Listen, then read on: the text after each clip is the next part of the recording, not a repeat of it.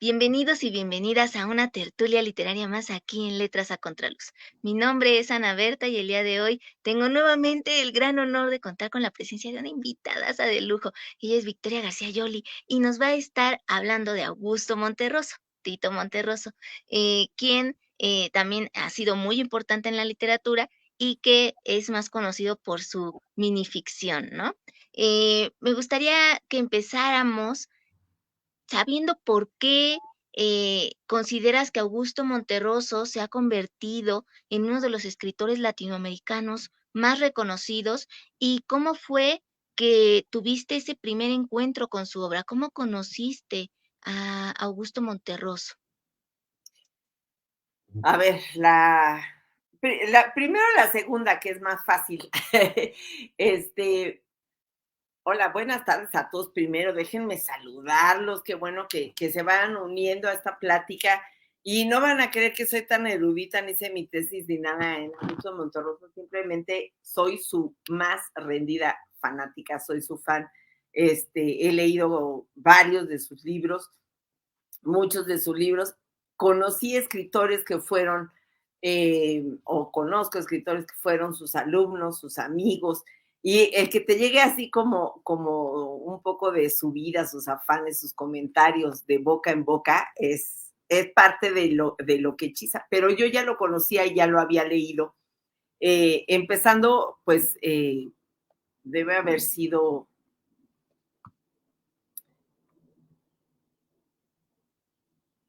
no sé, no sé, hace unos 20 años o un poquito más, una cosa así, que leí un artículo del traductor traidor y me gustó tanto ese artículo porque dice que las traducciones, él era traductor y él, pues dice que las traducciones nunca eran buenas. Dice que eran como las mujeres, las que son fieles no son buenas y las que son buenas no son fieles. Es una cosa así. Entonces, este, me gustó mucho y un día me topé con un libro que además editó Era, bajo el diseño o la idea primaria de la primera edición que diseñó Vicente Rojo. Vicente Rojo, el artista plástico, pues también se dedicaba como al diseño editorial y entonces hizo este libro y bueno, todas las páginas son, tienen un montón de cosas y suceden muchas cosas a nivel visual. Incluso tiene unos dibujos del propio Tito y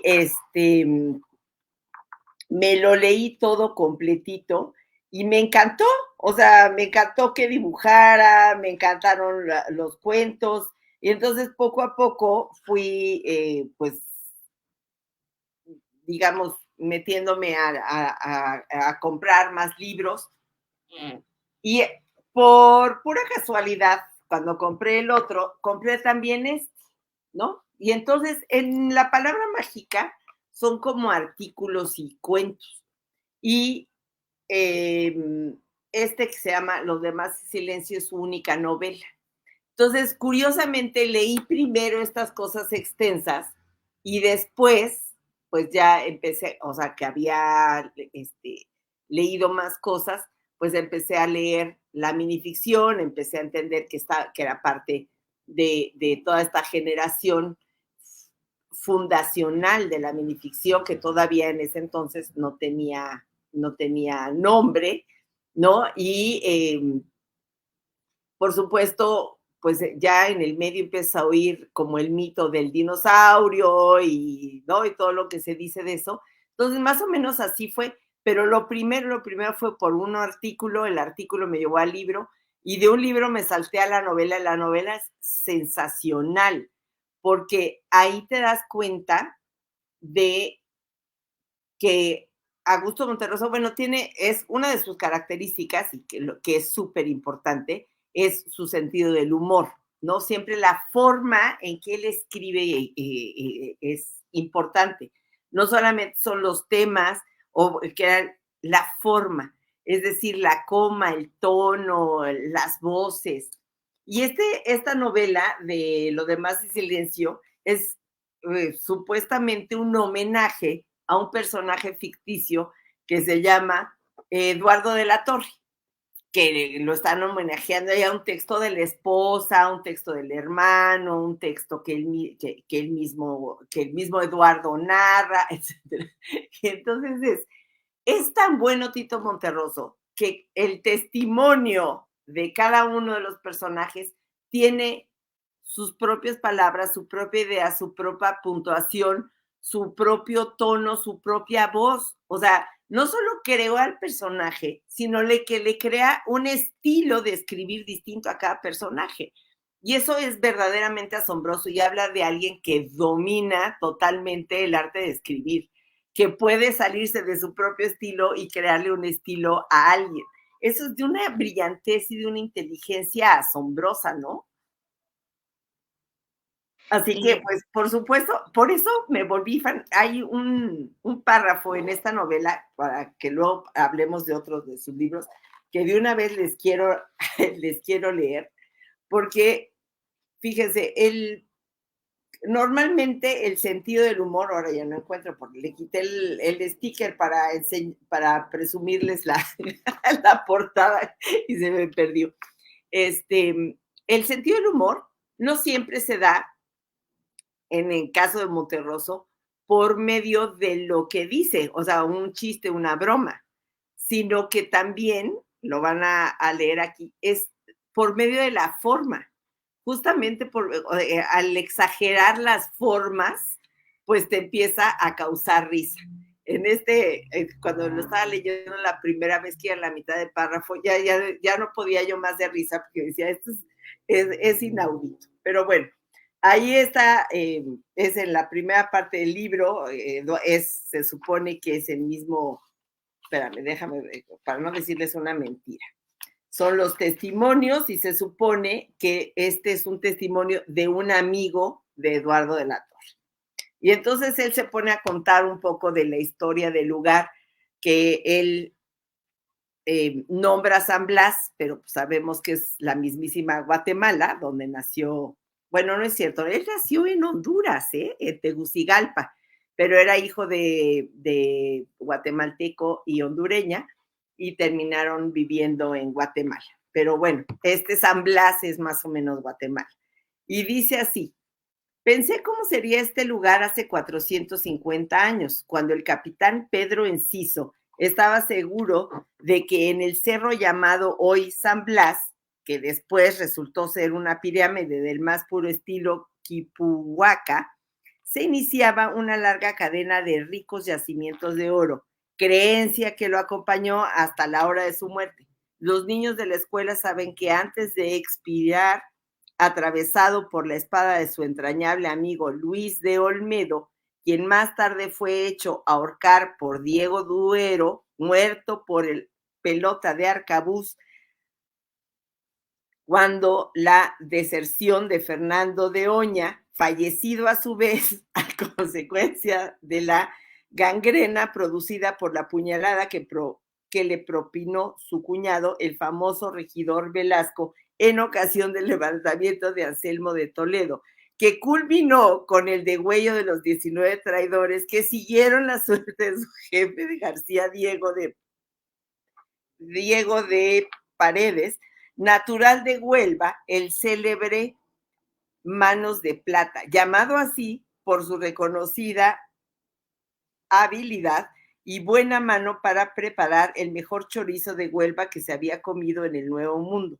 Los niños de la escuela saben, repito, que antes de expiar, Pedro de Enciso se incorporó trabajosamente en su lecho, tomó su espada tembloroso y señalando hacia el norte pronunció su famosa frase, constituida al mismo tiempo por sus últimas palabras, alargando lo más que pudo la segunda, como si con ello quisiera prolongar, aunque fuera un instante, la poca vida que le quedaba.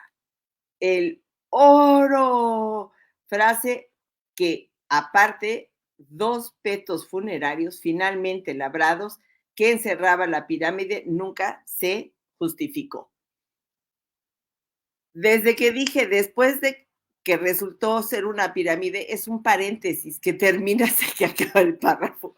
Y entonces hay una frase subordinada y otra subordinada y otra subordinada, te empieza a dar risa la mitad. O sea, tantas explicaciones para llegar a el oro. ¿No? Entonces, La este secuencia. libro está lleno de puros recursos de eso. O sea, hay testimonios, hay minificciones que le atribuye al mismísimo Eduardo de la Torre, hay confesiones, hay como versos, hay dibujos, hay cosas así que explica, ¿no? Que son recursos visuales, ¿no? Entonces, es de una riqueza y de una creatividad asombrosa. Y la verdad es que te mantiene súper entretenido porque siempre te tiene cada página una sorpresita que no necesariamente está en el texto, sino en la forma.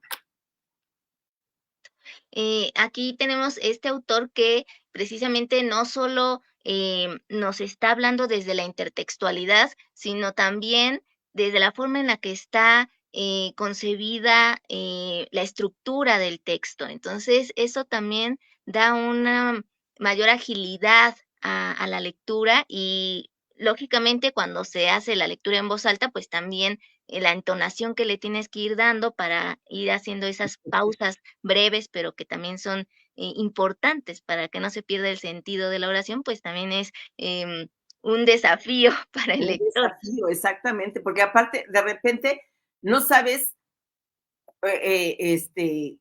cómo interpretar cosas. Por ejemplo, la generación que le precedió, que eran prácticamente contemporáneos. Tito Monterroso es como 10 años o menos mayor que la generación de los años 40. La mal llamada, porque a todos les chocaba la generación de la onda. Sí. Pero esta generación de la onda también se mete con la puntuación. Por ejemplo, René Avilés Favila tiene una novela que se llama Tantadel. Y en esa, como todo lo va narrando el personaje, que es la historia de cómo se viene abajo una pareja, pero la cuenta uno de los, o sea, uno de ellos. Y entonces habla por teléfono largamente con ella para terminar. Y por supuesto, como no hay un narrador omnisciente ni nada, dice, pues ahora cómo describo lo que le está pasando a ella si me lo estoy imaginando. Entonces pone de manera apostillada las reacciones de Tantadel. Tantadel se muerde los labios, Tantadel cruza las piernas de Diosa, Tantadel prende un cigarro. De repente aparece un narrador omnisciente, pero pues como no puede ser parte del texto, lo apostilla, entonces es visual, tú ves exactamente cómo está un texto metido dentro del otro texto.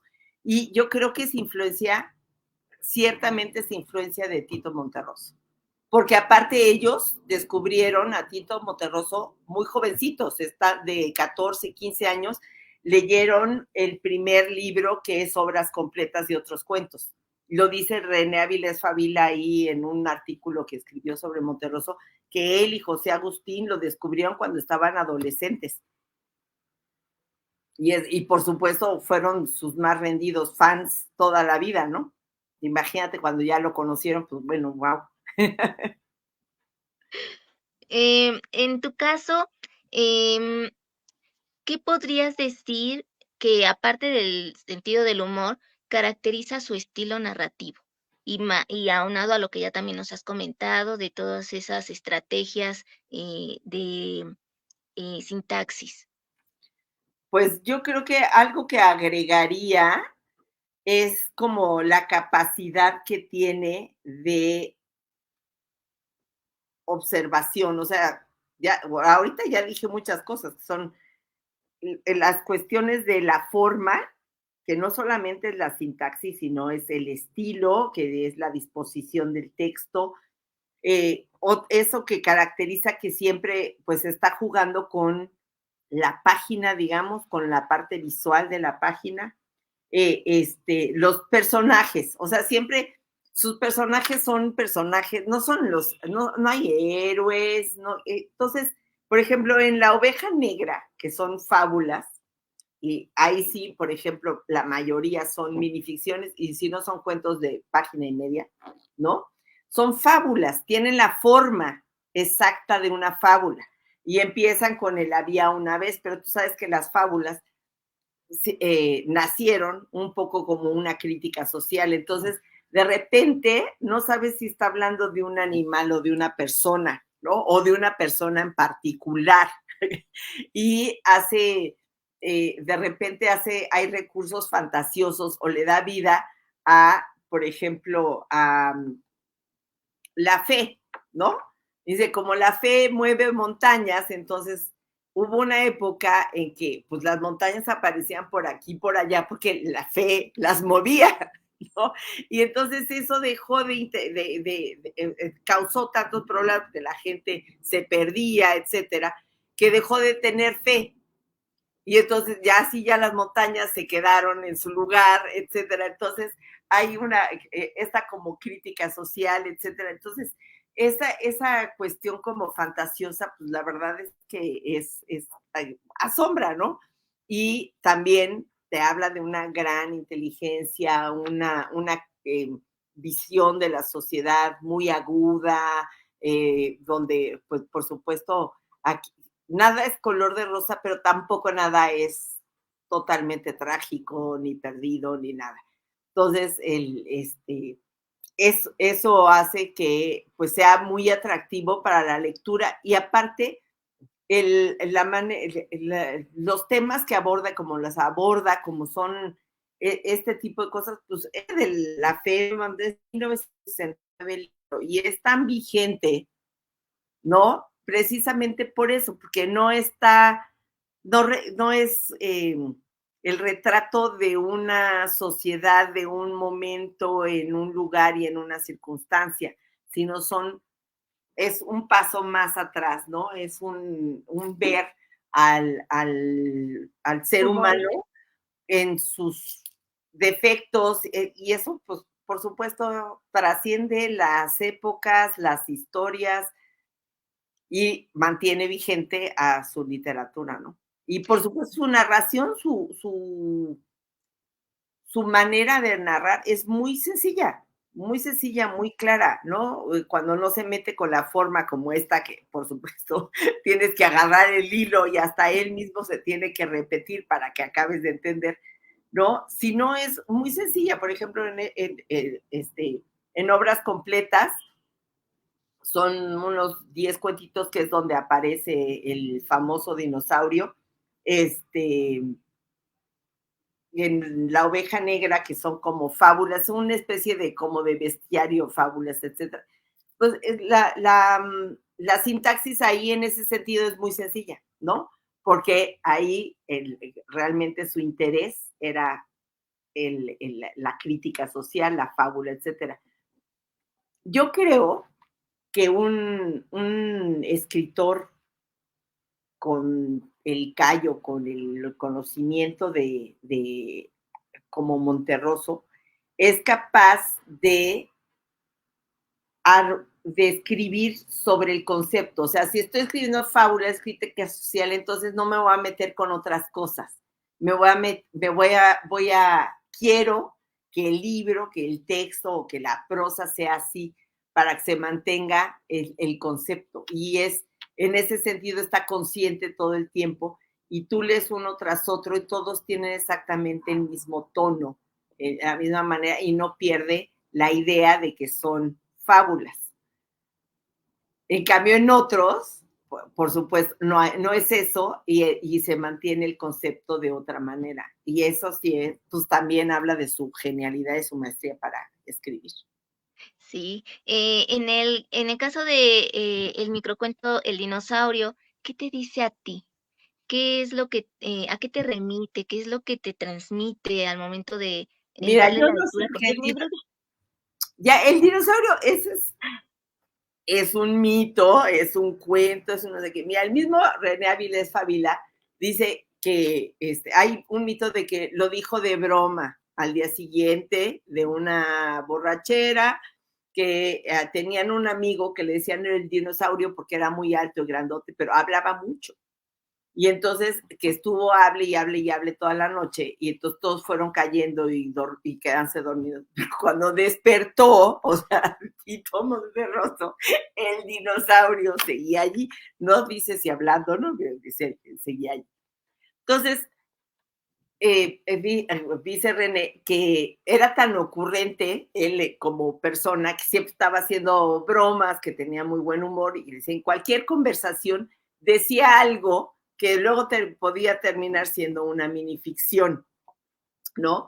Y como por ejemplo dice que en Guadalajara les dijo, bueno, vámonos a tomar unas frías para entrar en calor. Y le dije, esa que acabas de decir es una minificción etílica, pero minificción, ¿no? Entonces, que todo el tiempo decía así, y que esa del dinosaurio supuestamente nació de una broma que dijo, pero a final de cuentas, pues está publicada en el libro. Entonces, a mí ya no sé qué me dice, ¿no? Porque pues hay todo un artículo de las interpretaciones del dinosaurio, no sé qué, pero pues también cómo está el mito por atrás, y luego todas las variantes que se han dedicado todo el mundo, y yo misma alguna vez cuando iban a rifar no empezó el sexenio, que iban a rifar el famoso avión presidencial, escribí, y cuando terminó el sexenio, el avión aún seguía allí. Creo que, no sé, ya no supimos ni qué chingados pasó con el avión, pero todo el mundo lo parafrasea, ¿no? Incluso es que parece un mito, o sea, siempre lo cuentan como un mito, pero de hecho es una minificción que escribió José de la Colina a propósito del dinosaurio, que se llama La Dama Culta. Ay, perdón, gato, gato en escena. Y la dama culta dice así, le pregunté a la culta dama si conocía el cuento de Augusto Monterroso titulado El dinosaurio. Ah, es una delicia, me respondió, ya estoy leyéndolo. Y entonces, bueno, ahí viene como lo de la pretensión, ¿no? Que se la daba de conocedora, no tenía ni idea. Entonces, siempre lo cuentan como una anécdota, pero pues lo publicó y lo escribió, así está redactado por José de la Colina, que es otro gran escritor mexicano, que también de la generación, también de la época, también con gran sentido del humor, ¿no? Yo creo que esa generación de medio siglo estaban un poco hartos de toda la ceremonia que había alrededor de la escritura, de la seriedad, que pues la verdad es que sí estaban muy ávidos de romper formas. Unos lo hicieron la forma, otros con el lenguaje, como pues, José Agustín con todo o Parménides García Saldaña con todo metiendo este lenguaje coloquial de los jóvenes, pero muchos con romper la parte así como estirada, ¿no? Y hablar mucho, meter mucho el humor negro, la ironía, la sátira. Fíjate, en ese aspecto, La panza del Teposteco de José Agustín también nos está mostrando, yo creo que toda su obra, pero esa también es muy de lenguaje coloquial, de todas las tradiciones prehispánicas, de todo lo que va formando nuestra sociedad mexicana, todas nuestras supersticiones, nuestras creencias, cosas que a lo mejor uno diría como para qué se meten, ¿no? Eso, pero es algo padre porque es como rescatar parte de nuestro imaginario colectivo. Y creo que eso también lo hace Augusto Monterroso. Fíjate que hay una entrevista que te comenté que te iba a compartir y Ujú. aparece en margencero.es y, o sea, España es. Y ahí le preguntaron, ¿cómo está el dinosaurio, maestro? Y entonces él le dijo, este es un dinosaurio que está dando la vuelta al mundo y en ningún momento se está quieto. Mi cuento ha tenido una gran fortuna. Está traducido a muchos idiomas y ha recibido y he recibido bastantes comentarios sobre él. Mucha gente solamente me conoce por ese cuento y todos los demás míos, al parecer, ya no les interesan. Creo que está bien, algo es algo. ¿Qué opinas al respecto? Las generaciones, que están ahorita, ¿crees que sí estén dándole la importancia de vida a la obra completa de Augusto Monterroso? ¿Cómo debe de ser esa recepción de la obra? Yo creo que no, o sea, tenía razón ahí Augusto Monterroso, porque ciertamente siempre es gran minificcionista, o sea, lean la obra, hizo poesía, también novela, luego un día burlándose, era muy simpático, burlándose, oiga su minificción del dinosaurio, no hombre, esa es una novela, no, que era tan largo que era una novela. Pero no, yo creo que sí, la mayoría de la gente que conoce el dinosaurio no conoce la obra completa de Augusto Monterroso, porque son incapaces de nombrar algún título, ¿no? Y de hecho, bueno, es difícil de encontrar de repente sus libros, sus otros libros, así como muy extensa, no es su bibliografía. Por ejemplo, bueno, de novela es nada más Lo demás es silencio, que es de 1978, y son 6, no es cierto, 5 libros de cuentos nada más, que son obras completas y otros cuentos, que es donde aparece el dinosaurio. La oveja negra y demás fábulas, que es este bestiario del que estábamos platicando. La palabra mágica, que es que les conté, y no tiene minificciones. El grillo maestro y literatura y vida, todos son de cuentos. De poesía son Las ilusiones perdidas, y que es una antología personal. Ese lo publicó en 1985. Y dos ensayos, 1998 La vaca y 2002 Pájaros de Hispanoamérica.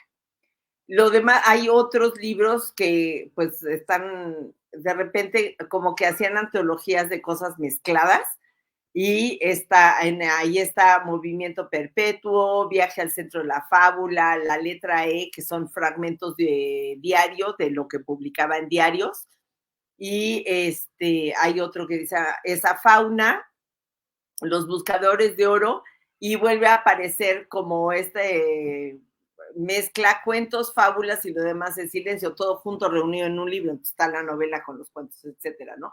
Que eso de repente esa generación hacía mucho.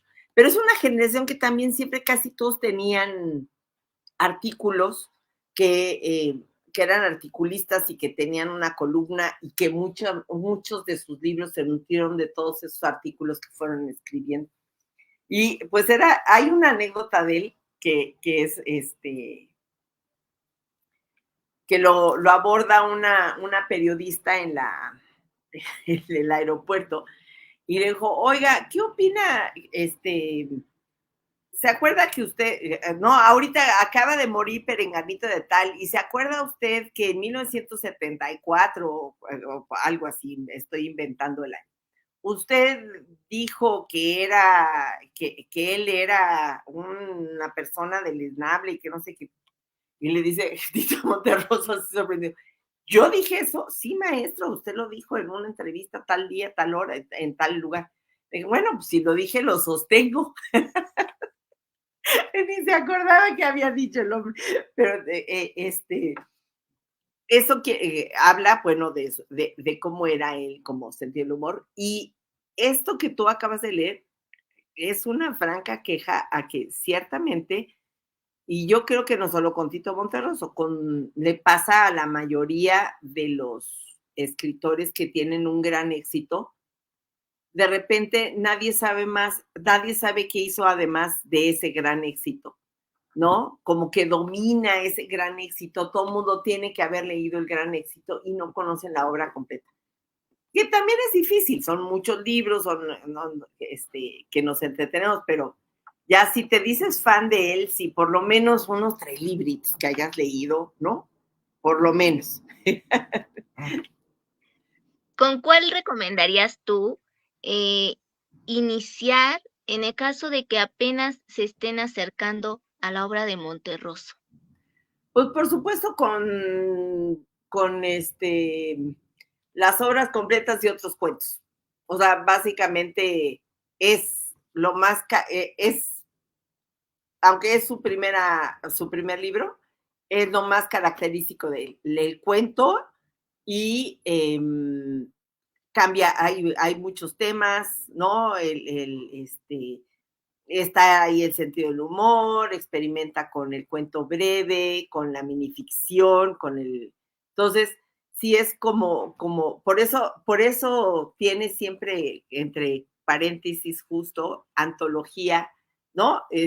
Perdón, y otros cuentos, porque es como lo más característico de él. La oveja negra y demás fábulas es padricísimo, ¿no? Pero es un bestiario. Entonces es muy particular y que se mantiene muy en el estilo, no hace estos juegos o dibujos, no sé qué. Otro que puede ser, pues que fue el con el que me pasó a mí, ¿no? Yo fue con de la palabra mágica, con fue con el que yo me enamoré de él. Y son artículos, aquí no hay minificciones, son artículos. Ahí cuenta un sueño de Frank que dice que estaban en París.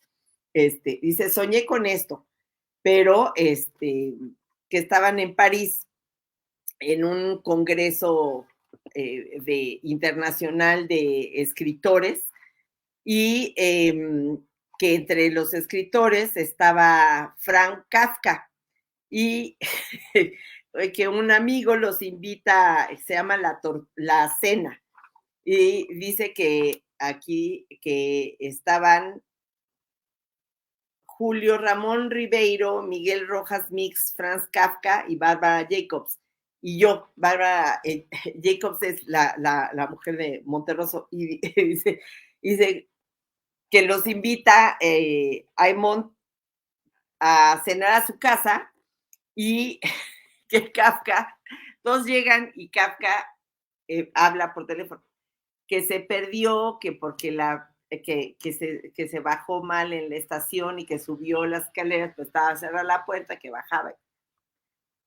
Y que estaba en un café a unas 3 cuadras dándole a beber agua a la tortuga, que ahí iba.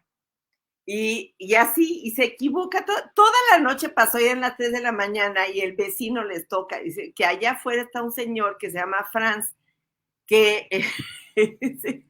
que preguntó que si no los conocíamos ustedes, pero no entró porque dejó a la tortuga. Pero lo primero que dice fue un sueño, pero es todo tan absurdo que dices, ¿no? Pero mira, por ejemplo, aquí en este bestiario, hablando de Kafka, hace déjame ver si lo encuentro rápido, hace un cuento que es toda una alusión a Kafka y la metamorfosis y el personaje, ¿no? Se llama La cucaracha soñadora. Dice, érase una vez una cucaracha llamada Gregorio Samsa, que soñaba que era una cucaracha llamada Franz Kafka, que soñaba que era un escritor que escribía acerca de un empleado llamado Gregorio Samsa, que soñaba que era una cucaracha. Fíjate que este libro yo lo leí después de que yo escribí, este libro llegó a mis manos después de que yo escribí un cuentito que se llama Atentado contra la literatura. Para que veas cómo siempre hay vasos comunicantes, o sea, creo que ya las ideas las tenemos en el inconsciente colectivo. Dice, leo mortificada la noticia en los diarios de esta mañana donde se reporta la desaparición repentina y absoluta de todos los ejemplares de la metamorfosis de Kafka. Se señala asimismo la ausencia del título en los catálogos de editoriales, librerías y bibliotecas. Ay, me llevo los dedos a los labios y abro los ojos con culpa. Seguro era él. Por eso anoche en la plaza se me hizo tan familiar la cucaracha que con tanto gusto pisé. No por nada, al sentir su cuerpo titulado bajo mi zapato, le grité: ¡muere, maldito Samsa! Ay, Yo creo que todos los minificcionistas tienen por lo menos una de Frank Kafka. El mismo René Áviles Fabila tiene una de Frank Kafka, porque pues es tan característico y se presta tan fácil a la intertextualidad que es inevitable caer allí, ¿no? desde distintos puntos, porque Franz Kafka tiene esta cuestión de que atiende a lo más profundo del ser humano desde el entorno familiar, desde su propia identidad y sus conflictos internos, desde esta parte de cómo vivimos a veces para el trabajo y nos olvidamos de que la vida es más que eso, ¿no? O sea, es un Exactamente. conjunto de muchas cosas y puede entenderse de distintas maneras que cuando los escritores lo retoman, pues le pueden dar todo un sinfín de sentidos y resignificar su obra y resignificarla también de la que están apenas creando, ¿no? Mira, Ahorita que nos... en Sí, ese sentido, yo creo que tanto unas variaciones de René Avilés Fabila, una minificción de él mismo, esta de Kafka, incluso incluida la mía, no tiene la idea de la resignificación o el contenido se desecha por el personaje, su nombre, su condición de monstruo, que además Kafka nunca dijo que era una cucaracha. Alguien, ¿no? te digo que está en el inconsciente colectivo, alguien dijo que era una cucaracha, porque René sí habla, sí lo menciona, sí lo va diciendo como monstruo, y hace 12 variaciones sobre el tema, y es muy, muy divertida. Y siempre esa presumía mucho que se la había celebrado mucho Juan José Arriola, porque intentó hacer alguna minificción utilizando a Kafka y dice que nunca le salió, ¿no? Y entonces, como estaba en el Centro Mexicano de Escritores como maestro y René las llevó como parte de una tarea, pues que fue muy laureado por eso, ¿no?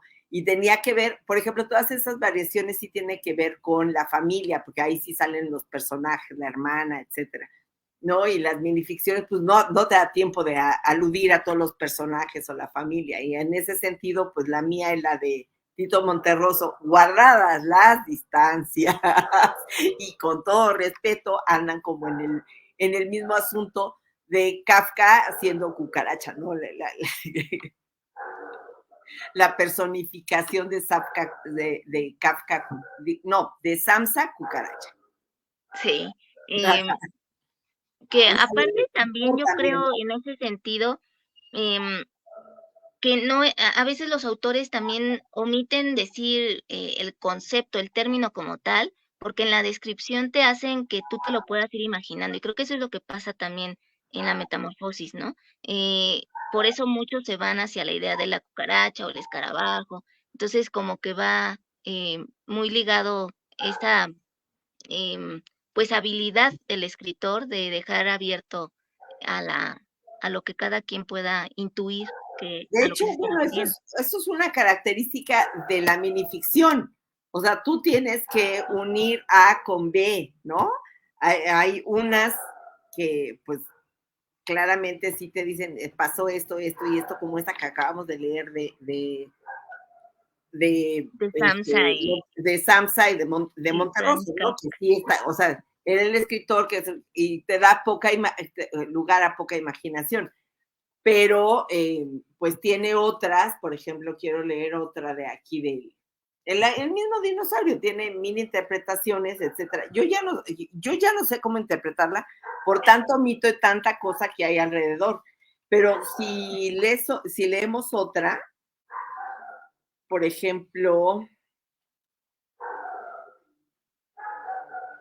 es súper erudita y si no sabes como de la historia de los personajes referidos, sí te puedes quedar así, ¿no?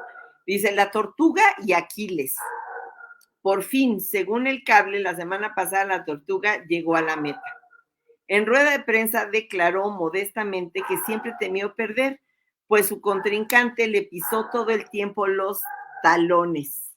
En efecto, una 10.000 trillonésima de segundo después, como una flecha y maldiciendo a Zenón de Elea, llegó Aquiles. Entonces, pues, tú sabes que no Aquiles murió porque el famoso talón de Aquiles es donde estaba, donde le da la flecha y que era la única parte que no había sumergido en esas aguas que lo habían protegido toda su vida, porque pues, de algún lado lo tenían que detener, ¿no? Entonces, pues de ahí justamente, y entonces justamente por el talón también no gana, ¿no? Entonces, esa es la intertextualidad, y tú puedes interpretar lo que sea, ahí le tienes que construir, y si no sabes quién es Aquiles, pues te puedes quedar o entenderlo o tomarlo literal, no entender la referencia, ¿no?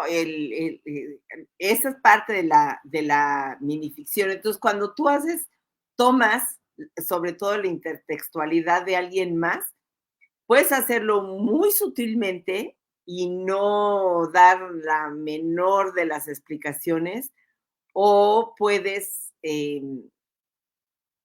ser explícito allí. O, por ejemplo, cuando hablas de las sirenas, pues más o menos eso te permite no dar explicaciones. Por eso hay cuentos que nos salen más largos, yo creo, que a los minificcionistas, cuando tenemos que hacer alguna precisión, porque si no, de plano no se va a entender nada el cuento, ¿no? Sí. O dar pistas, ¿no? También eso a veces suelen Una hacer. cosa es dar pistas y otra cosa es dar explicaciones. Ujú. Porque, por ejemplo, yo tengo una que se llama Muerto de calor, que dice, muerto de calor. El calor infernal de aquel lugar provocó que el hombre, desesperado, se arrancara saco, camisa y de inmediato la piel. Ese está lleno de pistas. Y explicaciones sí es cuando, o sea, si hubiera dicho el calor infernal porque ya había muerto, que llegó, ¿no? Después de la otra vida, no sé qué, y entonces llegó al Averno y el calor infernal, entonces esas son explicaciones. Pero y las otras nada más son pistas. Y si no unes las pistas desde el título que dice muerto, muerto de calor, ¿no? Entonces, pues no atas, aunque entiendas qué le pasó al tipo, pero no entiendes como todo el abanico El de lo que contexto. pasó, porque cada una de las palabras es una pista. De hecho, Agustín Monreal dice, fue alumno también de Monterroso por allá de los años 70, que tomaban la clase en la torre de rectoría. Y cuando terminaban la clase, él y Monterroso se quedan hasta el final platicando. Y entonces, bueno, ya se empezaban a despedir, agarrando así los libros y no sé qué, y se metían con toda calma al elevador, platicando de las 1000 posibilidades que tenía una palabra, ¿no? De cómo podía cambiar o no el sentido y toda la interpretación. Y entonces que se tardaban tanto, bajaban y en vez de salirse del elevador, se volvía a subir el elevador y volvían a bajar, porque la precisión de las palabras creo que sí es algo fundamental en la minificción, y yo creo que sí uno de los descubridores de esa característica de la minificción es Monterroso, porque sí es un relojero exacto. O sea, la palabra tiene que ser exacta para que se entienda la ironía, que se entienda que es o es humor negro sí es súper importante. La palabra es súper importante. O sea, la palabra que pone, ¿no? Y los significados o cómo se va a interpretar la palabra. O sea, sí es algo que pues es como la innovación o algo que aportó Tito Monterroso. Entonces, O claro, si cuando ella, era maestro, pues se sí, empeñaba en eso, ¿no? sí. Y yo que escribí que estuve escribiendo con Agustín Monreal a Limonados, o sea, cuando estábamos en el proceso de escribir, ciertamente había discusiones y batallas campales por una palabra, ¿no? Sí. Y es que también, la selección de dicha palabra que tú, que tú elijas, que tú decidas, que va acorde a lo que quieres decir, también puede ser muy polisémica. Entonces, también tiene uno que fijarse como escritor todo lo Exactamente. que va a implicar el Eso es ponerla lo, o quitarla. eso es lo que decía Monterroso, o sea, tienes que escogerla incluso por su polisemia. O sea, así te da como 27 resultados, como esto de que la fe mueve montañas. Ahí ya, o sea, se fue literalmente por el movimiento, ¿no? Esa interpretación le da, pero lo que, por ejemplo, también las palabras empiezan a ser parte de tu estilo, como por ejemplo en la obra del mismo Agustín Monreal, que le encantan los adverbios y convierte cualquier palabra en adverbio de modo, ¿no? Como suavecitamente, ¿no? Un adjetivo lo convierte en adverbio y eso es característico de su obra. Por eso nos peleábamos aquí, porque yo decía, a ver, ¿dónde está mi voz? Porque yo no uso esas palabras. Entonces, ahí la discusión por las palabras no era precisamente por su polisemia, sino por la parte del estilo, exactamente lo que tiene que ver con la forma, ¿no? Con lo que te va caracterizando. Y entonces le dejé la primera porque habíamos empezado, pero la siguiente vez que apareció, como el gato, este, gatita, nada, deja dar lata, vete para allá. Este, ya Ya no fue el pasó avión. así. O sea, la discusión tenía que ver con eso, o sea, no, estas palabras no las digo yo, no me representan a mí. Y si estamos hablando de nosotros, pues tenemos que encontrar una palabra que los dos usemos, ¿no? Sí, exacto. Ahora, cambiando, un poco de tema, pero siguiendo con Augusto Monterroso, ¿qué importancia tiene en su vida Guatemala? Ya nos habías dicho un poco al inicio que, pues, él nace en Honduras, pero después adquiere la nacionalidad guatemalteca porque uno de sus padres también, tenía, Bueno, pues, pues provenía de allí, ¿no? Guatemala es la ciudad donde se formó, donde Ujú. estudió, donde fue a la primaria, donde fue a la secundaria y yo creo que la ciudad donde cualquier persona se forma siempre termina siendo algo definitorio de alguna manera, ¿no? Las influencias desde su niñez, la familia, etcétera, pues eso es lo que lo hace la importancia de haber nacido en esa ciudad, en ese lugar. Ahora, Ujú. los lugares siempre, no solamente o sea, son un punto en la geografía. Cada lugar, cada ciudad, pues tiene una cultura, tiene una manera de pensar. Él nace y está creciendo durante una dictadura. Sus primeros años de formación está la Primera Guerra Mundial. Entonces, eh, pues por supuesto, con la inteligencia que tenía, pues por supuesto eso lo hace siempre una persona sumamente crítica y tan crítica que se tiene que exiliar, ¿no? Entonces, por supuesto, eso es la importancia que tiene Guatemala. Y de ahí esa anécdota que si lo dije lo sostengo, porque había criticado fuertemente a un personaje de Guatemala que en ese momento acaba de morir. Dije, no, bueno, si lo dijo lo sostengo. ¿Por qué? Porque ahí están como sus convicciones. Esa, además de uno de ser escritor, pues uno también es ciudadano y también tienes tus convicciones y tus maneras de pensar, ¿no? Sí, la postura ideológica y Y, política. y política. De esa A veces se entrevista. nota en la obra y a veces no, Ujú, a veces la haces el centro de la obra, ¿no? Pero sí, pues es que eso es como parte del genio, del genio y figura de cada uno, ¿no? claro.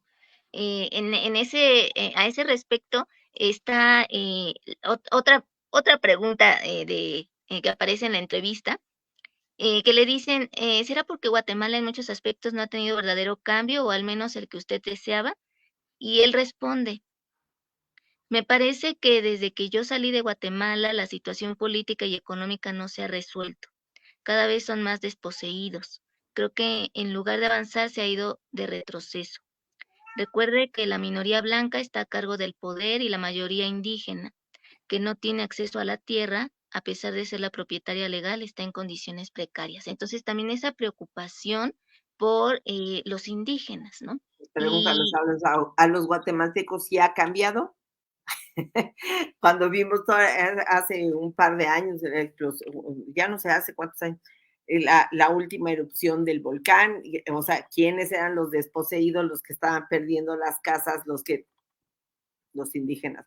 Pregúntale a Rigoberta Menchú, no sé qué, pues por supuesto ahí está él. Pero en la obra se ve poco, ¿no? Por, eso es lo que por te decía. ahí como todo lo hace, por ejemplo, recurre a la forma como la fábula, ¿no? Para la crítica social, pues no sabes a quién está criticando, pero obviamente la situación es claro donde el escritor era un personaje crítico y agudo para la crítica y muy claro con sus convicciones políticas y sociales, ¿no? Con su ideología. Sí, no siempre tiene un autor que atender de manera directa a la crítica contra lo que está en desacuerdo, sino que a veces precisamente usa el lenguaje eh, Y la y la situación, la ruptura de las forma, estructuras, ¿no? ajá, Exactamente. para hacerlo evidente, ¿no? Ajá, pues por eso recurre, por ejemplo, a la fábula. Ya sabemos que la fábula nació para eso, para Sí. criticar a la sociedad.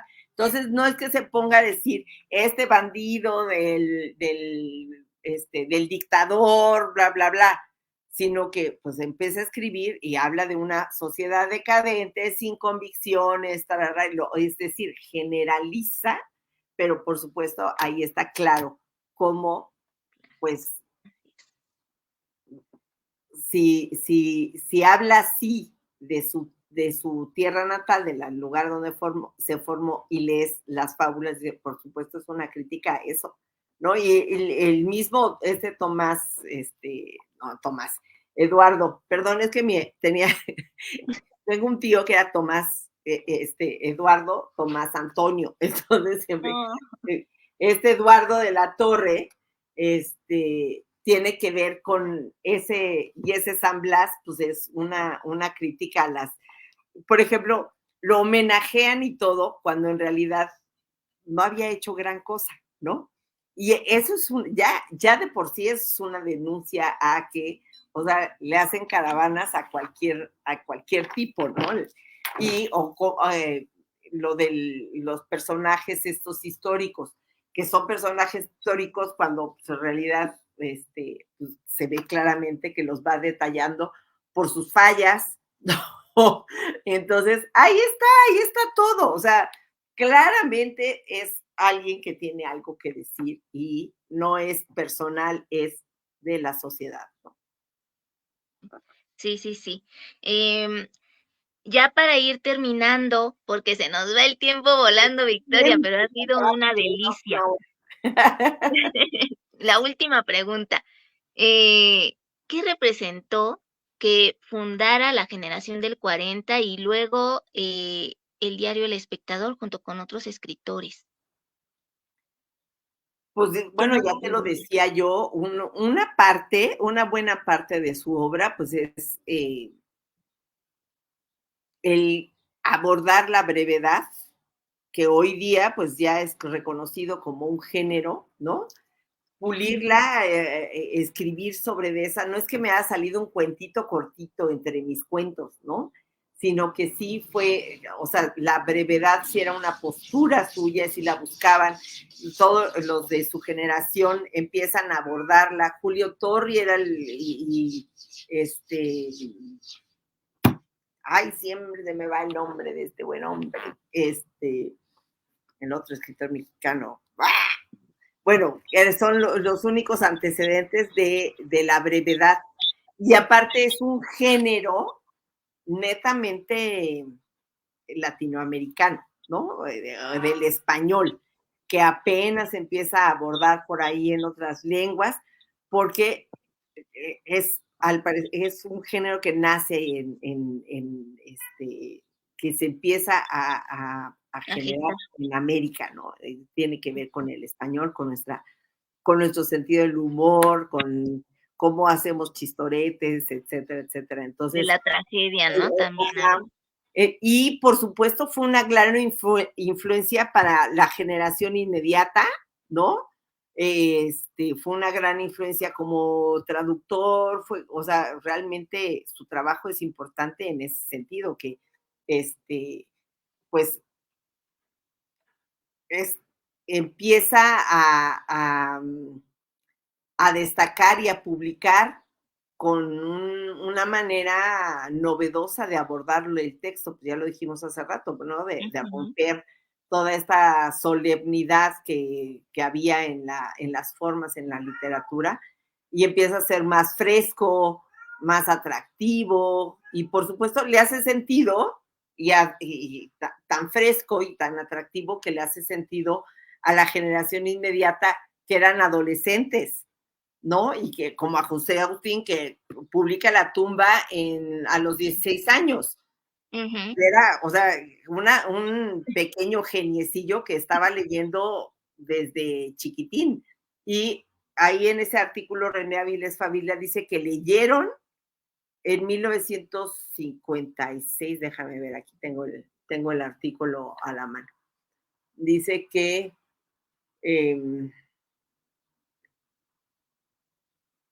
fue en 1958, que fue cuando leyeron obras completas y otros cuentos. Entonces, es tan fresco que les abre los ojos, que les muestra que sí se puede, ¿no? Y entonces, y después, pues, de maestro, pues, de nuestros maestros actuales, entonces, pues es fundamental para la literatura latinoamericana, mexicana en particular, porque pues aquí la gestó, la realizó, la escribió. Sí, ya para terminar con la entrevista en la que le hicieron a él, le decía que le preguntaban que si el escritor debía saber cómo se escribe. Y él contestó que el saber casi en cualquier arte determina un anquilosamiento. Lo bello del arte es el experimento, la aventura, la búsqueda. Quizá por eso es que todos mis libros son diferentes. ¿Qué nos puedes decir al respecto de esto, Mira, Victoria? es curioso porque me parece un poco contradictorio. Respondió con lo que hacía, pero creo que si no hubiera sabido, no hubiera podido. ¿No? Con lo que le estoy diciendo, por ejemplo, en lo demás es silencio, que son testimonios y que cada uno tiene su propio estilo, del amigo, de la esposa, de no sé qué, y del mismo Eduardo de la Torre, es sin saber, pues no te sale. Si no sabes, no te sale. Entonces, de alguna manera, pero, por ejemplo, vayamos al arte, a la pintura. Picasso dice, primero tienes que saber pintar para luego pintar como un niño, o sea, tienes que aprender a hacerlo bien para luego desaprenderlo, ¿no? Y terminar, eso es lo que hace Picasso, o sea, él a los 17 años era un genio, donde ya está en la etapa azul y pintar unas cosas, unos cuadros maravillosos, perfectos del natural, etcétera, y luego se dedica el resto de su vida a experimentar, a crear, a buscar otras formas, etcétera. En ese sentido, eso parece ser que eso es lo que hizo Tito Monterroso, ¿no? Así es. Sabía escribir muy bien, sabía muy bien de la redacción, sabía muy bien de la puntuación, y eso le da la posibilidad de experimentar y que todos los experimentos pues vayan teniendo éxito. Y por eso todos sus libros son unos diferentes de los otros. Y por eso esa conciencia que te iba yo diciendo. Claramente se apega a que estoy haciendo un libro de fábulas y no cambia la forma.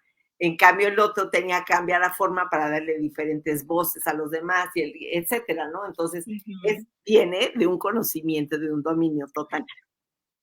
Sí, es lo que te iba a comentar. Tal vez a lo que hacía referencia era precisamente eso. O sea, tienes tú que tener las bases, los conocimientos y ya después puedes romper con esas estructuras de modo que no te limiten, porque a veces puede pasar eso, ¿no? Que al saber, pues te sientes como limitado. Entonces es cuando tienes que dejar que brote la creatividad y de cierta Exactamente. forma no tomar del todo en cuenta toda esa estructura, ¿no? Pero que sí está allí presente de fondo, como De los fondo, cimientos. exactamente. Mira, hay dos cosas fundamentales para escribir, ¿no? Saber redacción, sintaxis, la coma. Es fundamental, si no nadie te entiende. Pues Y sí. luego la otra es ¿qué quieres contar? Mm, Si sabes lo que quieres contar de principio a fin, entonces puedes decir, lo voy a contar primero esta parte, luego la otra, no sé. Incluso cuando estás platicando, le cuentas a alguien, no, fíjate, me pasó, voy a empezar a contártela. No, bueno, me tengo que ir más para atrás para darte un antecedente. Entonces, ahí tú ya sabes, intuitivamente aludiste a una estructura donde, para que me entienda, tengo que hacer, irme más para atrás. Pero cuando ya no, cuando hacemos la famosa broma local, ¿no? Es porque ya tú y yo tenemos el antecedente y nos vamos a reír juntas de alguna tontería, ¿no? Porque lo vivimos. Entonces, no, la broma local, ahí no necesitaría ninguna explicación. Si se la queremos decir a alguien más, tendríamos que hacer una explicación, darle un contexto, contarle algo. Y eso es lo que te plantea la estructura de la narración, a final de cuentas. sí, así es. Pues muchísimas gracias, Victoria, por habernos honrado con tu presencia nuevamente aquí en Letras a Contraluz y, por supuesto, para ampliarnos todavía más todo lo que nos ha heredado desde su obra Augusto Monterroso. Muy bien delimitado y bien específico todo, entonces para quienes apenas se estén acercando, pues ya tienen ahí una probadita y para quienes ya lo conocen, pues para que lo retomen y le den otras relecturas. Una relectura, siempre todos los autores que te impresionen con una obra, busca lo demás, porque vas a salir doblemente o triplemente enriquecido. Pues muchísimas gracias a todos por su atención. Sí. Ya ven que soy súper rendida fan de Augusto Monterroso y me encanta como que René o que Agustín me contaran de él, siempre hacía yo preguntas específicas como buena niña. Ay, cuéntame de cuando lo conociste. Y eso también es parte de la riqueza que ya está en mi cabeza. Sí, y ahora en la nuestra también. Pues ya se los conté todo lo que pude. Pues, Muchas gracias. pues Un gracias abrazo a también. ti y a tu audiencia por aguantarnos. No, no, al contrario, muchas gracias por tu tiempo, por tu atención y por el apoyo. Y también muchas gracias a quienes vieron este video en vivo, a quienes lo vean en diferido, que disfruten de un excelente fin de semana y nos vemos. ¿Mande? Ah, sí, y nos vemos en la próxima. Nos vemos.